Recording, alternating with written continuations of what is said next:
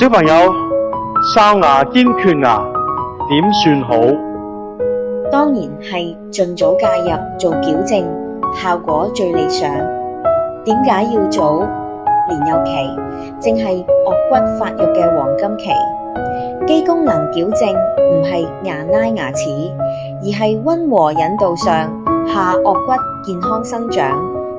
同時訓練小朋友用鼻呼吸，鼻呼吸有助顎骨正常擴展，仲可以改善睡眠質素同全身健康，一舉多得。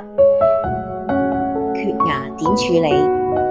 我哋會用漸進式、舒適嘅隱適美矯正，先將現有牙齒排齊，同時精準為缺牙位置預留專屬空間。